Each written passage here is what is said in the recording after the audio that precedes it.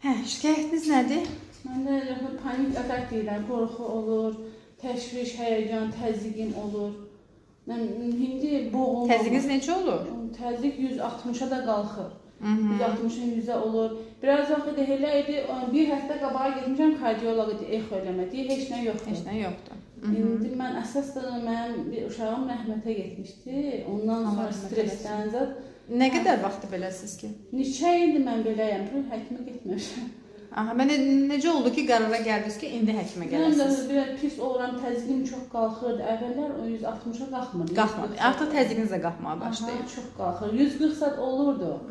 Belə adi şeylərdən mən tez həyəcanlanıram. Həyəcan da bağırsaqlarıma vurur. Yəni indi sizə gələsiyəm, mən ayaq yoluna gedirəm. Ayaq yoluna gedirsiniz. Həyəcandan da təzyiqim qalxır. İndi oruç tuturam, bu 2-3 gün elə bir təzyiqim aşağı düşübdü. Yoxsa ondan kimi 160-a kimi qalxırdı. Bəs yuxunuz necədir? Yuxudan biraz çətin yuxuya gedirəm. Niyə? Nə? Çətin yuxuya gedirsiniz, sonra səhərə qədər yata bilirsiniz? Arada oyanıram yenə. Körpə uşaq yoxdur? 4 yaşlı olası oğluma. Ona uşağa görə oyanırsınız da gecələr? Hə, indi əvvəllər ona görə çox oyanırdı, əmizdirirdim ona həmişə gecələr, gündüzdən ona görə. Baş ağrılarınız olur? Nə təzyiq zət olanda olur. Təzyiq olanda olur. Yəni təzyiq tez düşür?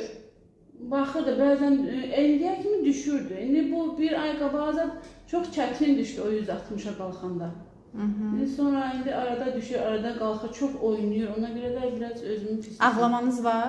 Yox, elə ağlamıram. Yoxdur. Tez ağlayan deyiləm. Aha. Əhvalınız necədir? Heç nəyə yoxdur, marağım yoxdur. Əhval ölürəm, elə bir ki, aşağı bunun. Aşağıda. Marağınız yoxdur? Heç nəyə marağım Marağınız yoxdur. Həkimə gedəndə uşaqları da aparsam həyəcanlanıram, mən özümdən asılı deyil.